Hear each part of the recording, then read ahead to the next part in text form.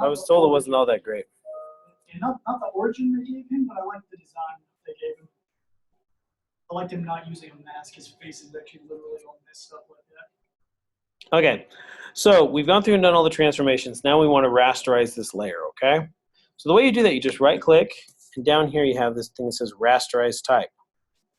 So click on that, and then suddenly these are all just pixels instead of editable type. So now I'm going to see if I can select that again. There we go. And go up here to Edit, Transform, and now I can do the Distort. Or I can start to kind of. I zoned out for a second. What was it that you made it the raster image? Yeah. So let me back up a little bit. Okay. So right now I have a regular type layer, and you can tell that it's a type layer just because it has this icon right here that says it's a text layer. It has the T right there. Now what I do is I right-click on here and I say Rasterize Type. So it takes it from a type layer and just turns them into pixels. Right-click on the layer. Right-click on the layer and say Rasterize Type.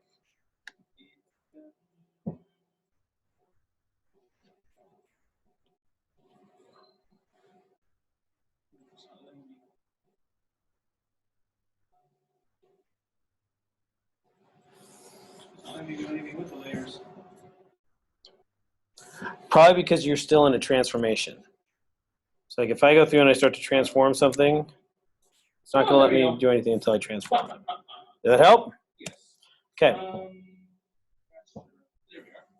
Yeah, because a lot of times when you can't do something, it means that there's a transformation that's waiting to be approved. So just hit return, and it'll save it. Okay. Your mom is so fond that she italicizes herself before she goes out. Your mama's so font, she don't need a bold setting.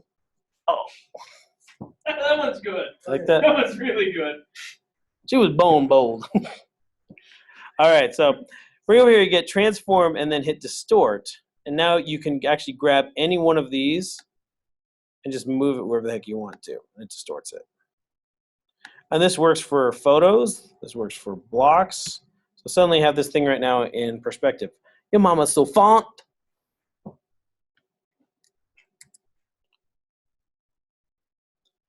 And then on another one, transform, hit perspective.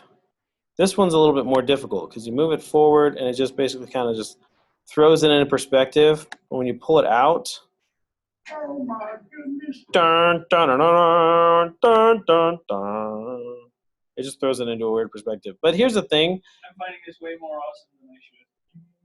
No. Wait till you get to play with the perspective tool in Illustrator. It's a lot. Do you remember the perspective grid tool we worked on? Oh, yeah, that was a lot of fun. That was a lot of fun. So this one's a lot of fun, but perspective grid's so much cooler. But this works out pretty good in Photoshop. Okay, so there we go. So those are the transformations. So I'm gonna undo that real quick. So now I'm going to go back up here to my type layer, turn it back into a type layer. And I want to actually change my font now to the bold for this next little bit, Helvetica Bold. What we're going to do is we're going to add on some blending options here. So if you go over here to the right, sorry, we're just trying to get everything in we can. You're going to like this one, Russell. If you right-click on your layer, and this works on any layer, you can go over here to blending options. You're given all these different styles that you can work with. Probably the most popular ones out there and the ones that are overused way too much is drop shadow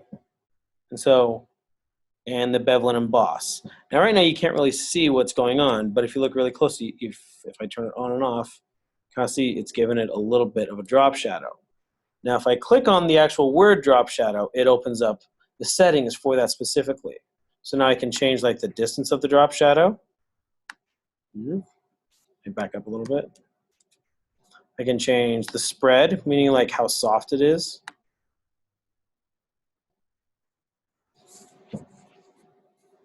I can change the opacity of it. Turn it down just a little bit. There's a little bit of drop shadow right there. Let's go and click on the bevel and emboss. Bevel and emboss right now, you can't really tell too much until I start to increase the size. And oh my gosh, it looks like it's 3D. So cool, right? Soften that up just a little bit. Oh my god, the 90s. We're back in the 90s. No, this is like the early 2002. Oh my god, not 2002. Crap, man. As long as it's not 2004, Mm-hmm. What happened then? a lot of stuff I'd rather not talk about. 2004? Yeah. Yeah. University of Utah went to the Sugar Bowl. No, Fiesta Bowl. All hell broke loose. All right, so there's a lot of other things you can do as well, too. You can throw on a stroke here. That's kind of a funky looking stroke right there. So let's turn that down just a little bit. I don't need a 24-point stroke. And let's change the color. Let's make it a, let's see. Go up here to red again. Ugh. Looks better.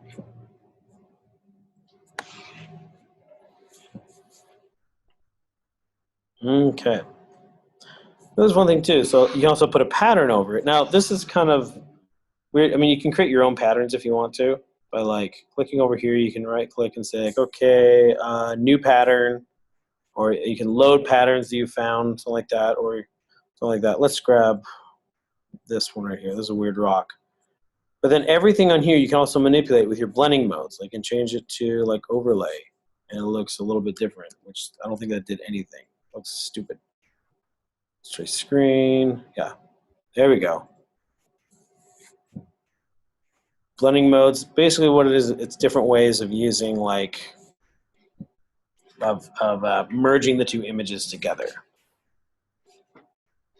Okay, so right now it is 7:15, guys. Go and take a break. Let your stuff download, and then we'll come back here. We'll work a little bit more on these. We'll talk about when to use these and when not to use these, which is a lot.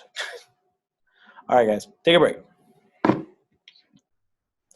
I'm going to pause this recording.